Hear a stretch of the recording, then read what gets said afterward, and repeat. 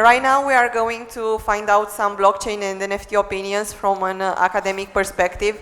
And we are going to be joined by Andrei Ternauciuc. He's a lecturer within the Communications Department of the Faculty of Electronics, Telecommunications and Information Technologies. And he lectures and supports hands-on activities with students in a variety of fields. So feel free to stay and enjoy the conversation and take a seat. And moreover, he has over 15 years of experience in working with learning management systems and has contributed to the design and implementation of various e-learning platforms. So let's join him with a big round of applause, please.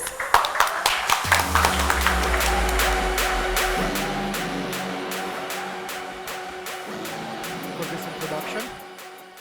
Is the sound okay? Okay.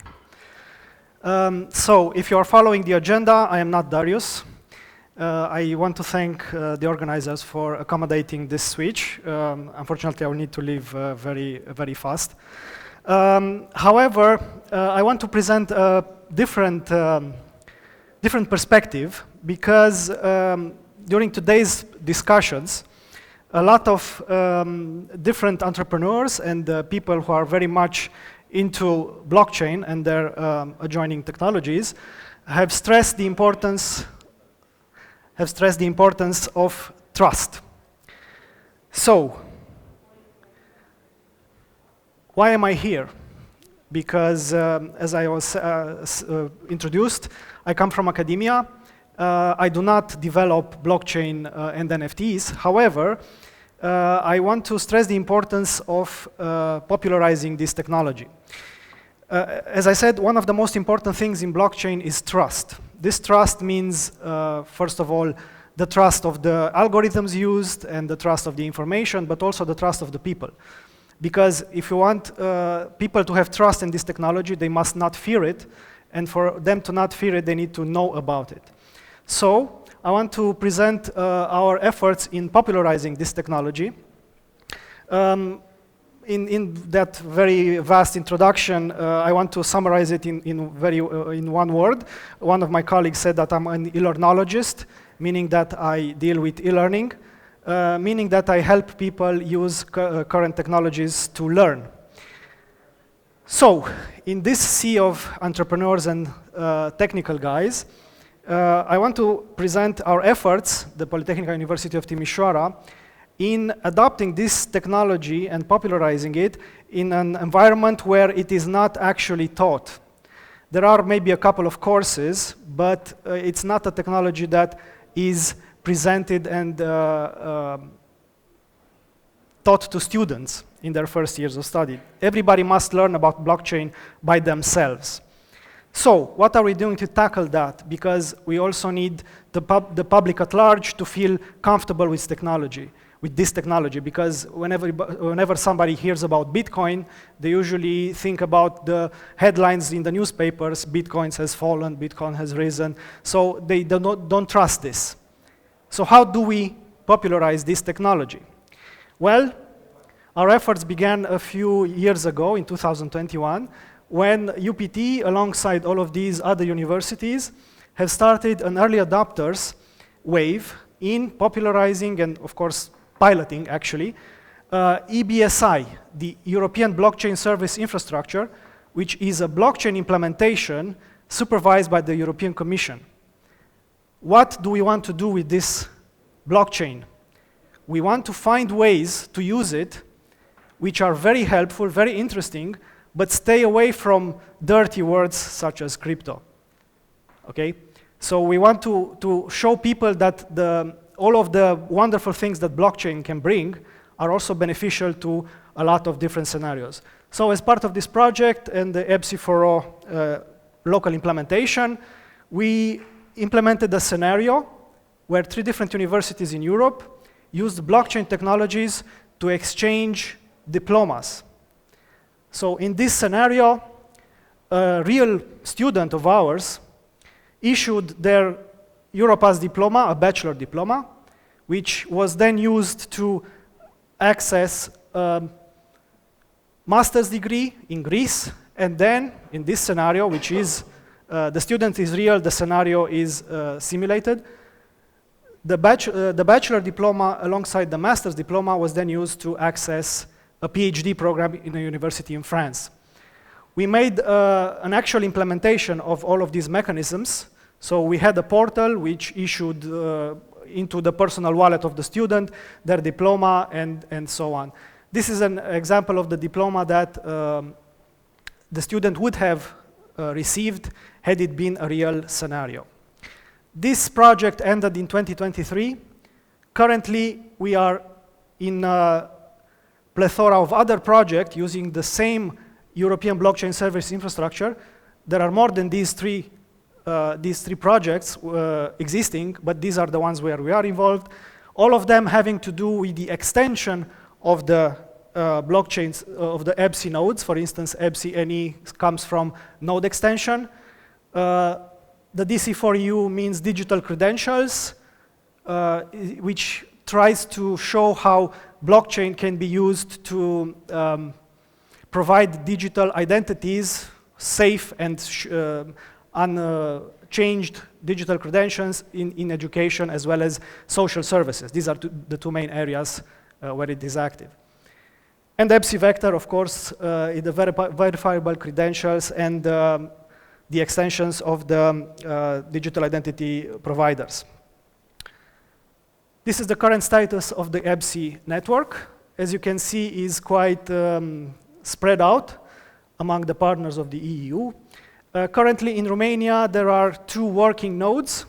One of them is in ICI, the other one is in UFI SCDI, which is the financing body of the Ministry of Education.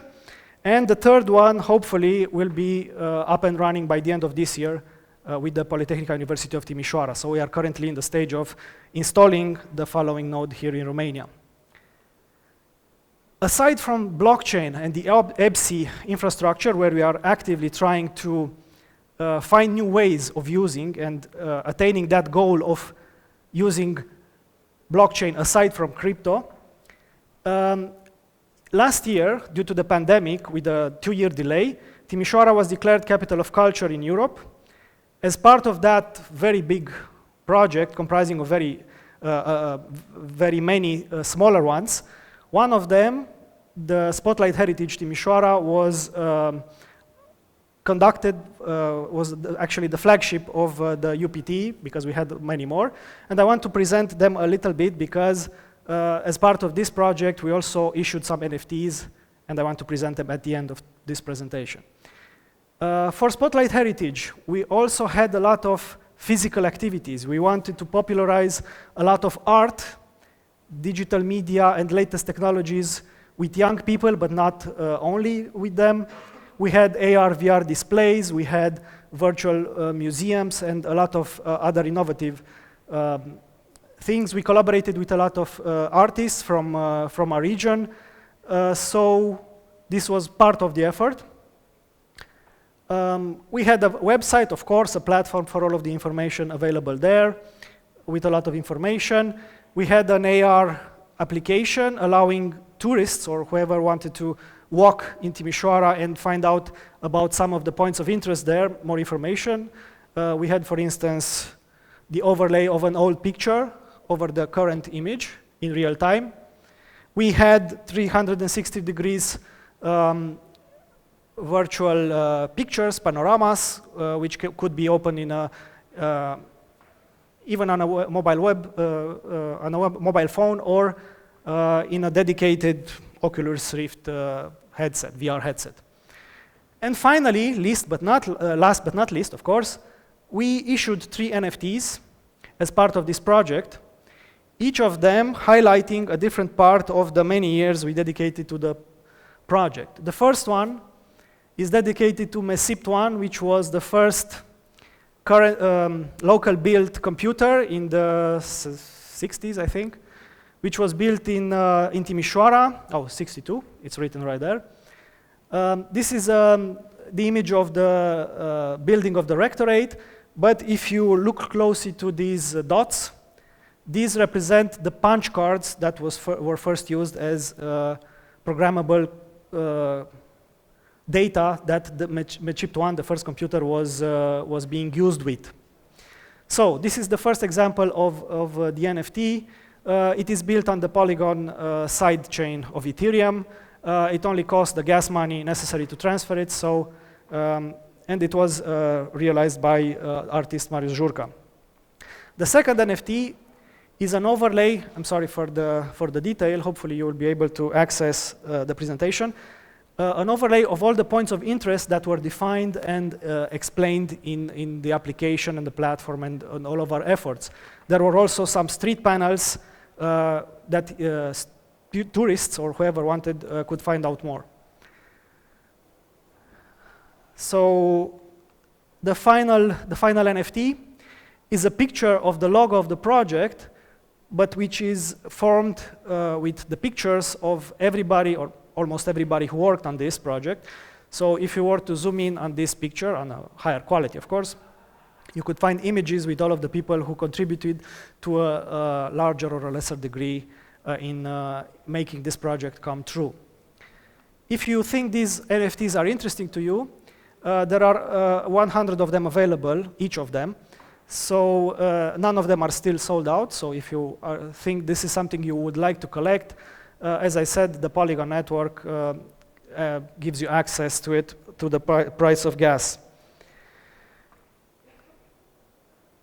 To conclude, I began by saying that the efforts of the Polytechnica and academia in general, I like to think so, are to popularize momentarily this technology, blockchain, by trying to find some different uses and value aside from cryptocurrencies. And we'd like to think that by piloting the EBSI network and by employing these NFTs, we try to do this. Of course, more will come as people start to notice this technology and accept it for what it can be, not only for what it is. I'm sure more people will be interested, and this conference has the potential to gain new followers in the following years. This is my presentation. Thank you. If you have any questions.